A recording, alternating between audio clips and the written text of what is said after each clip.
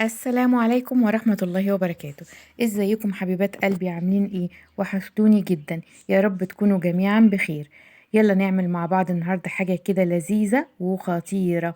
هنعمل مع بعض كيك بصوص البرتقال. ويلا نسمي الله. بسم الله الرحمن الرحيم وندخل على المقادير.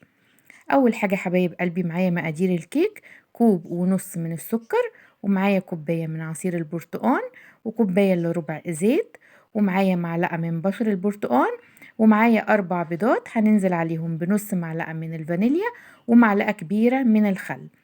معايا كمان 3 كوبايات من الدقيق نخلتهم كويس جدا، وهحط عليهم كمان باكو كامل من البيكنج باودر، وطبعا هننخله فوق منهم. وكمان هيبقى معانا ذرة من الملح، ودي هتبقى المكونات الجافة: الدقيق والبيكنج باودر والملح. هنحطهم على بعض ونقلبهم ونركنهم على جنب لحد ما نعمل باقي المقادير.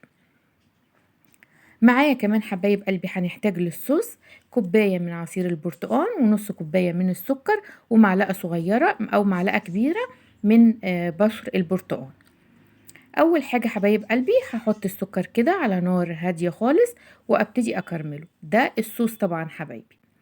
هنا كان السكر اتكرمل معايا، هنزل عليه ببشر البرتقال ويدوب اديله تقليبة واحدة وبس كده.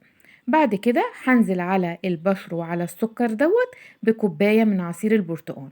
هتلاقيه من تحت جامد معاكي، ما تخافيش خالص، سيبيه بس لمجرد ما يغلي هتلاقيه فك خالص. ادي هنا الصوص كان خلاص خد غلوة وبقى تقيل وجميل جدا. هنطفي عليه ونسيبه يبرد لحد ما نجهز للكيك. نيجي بقى للكيك، هتضربيه في الخلاط، هتضربيه في المضرب زي ما تحبي. انا ضربته في الكبة بالجزء اللي هو الخافق ده.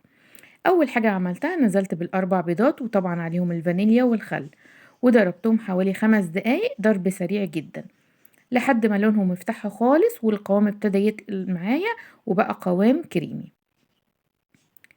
بعد كده حبايب قلبي نزلت عليه بالسكر، كوباية ونص من السكر، ورجعت ضربتهم تاني كمان حوالي 5 دقايق.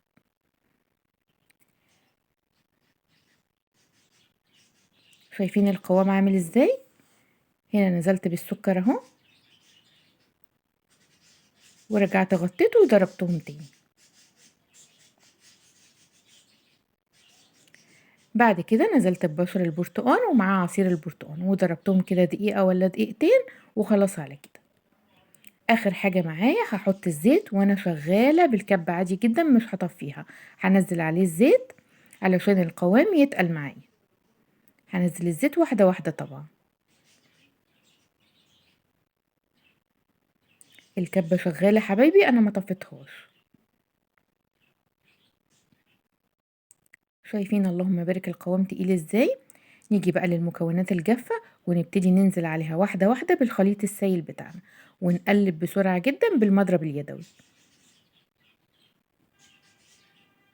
ننزل بباقي الخليط ونقلب تاني لحد ما المكونات تمتزج مع بعضها.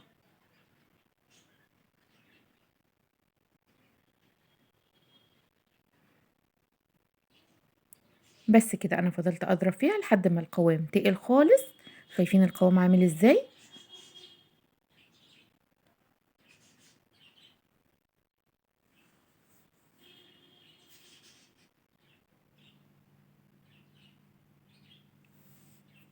بس كده. بعد كده هنجيب صينية كبيرة حبايبي وندهنها بالزيت من كل الجوانب ومن تحت.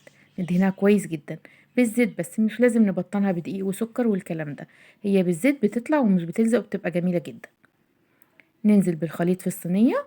واهم حاجة بقى الخطوة دي، هنمسك الصينية ونديها خبطتين حلوين كده على الرخامة. بس اوعي تكسري الرخامة بقى وانتي بتعملي كده. هتديها خبطتين كده ونطلع الهواء اللي زايد جواها. بس كده. ندخلها على فرن على نار هادية. أول 5 دقايق كده نعلي النار، وبعد كده نوطي عليها خالص ونسيبها تستوي. بعد كده طلعتها من الفرن وبدأت أكب عليها الصوص اللي طبعا كان برد وتقل خالص. شايفين الصوص ولا جمال الريحة؟ والله العظيم ريحتها قلبت الدنيا من جمالها. البرتقال ريحته خطيرة خطيرة خطيرة.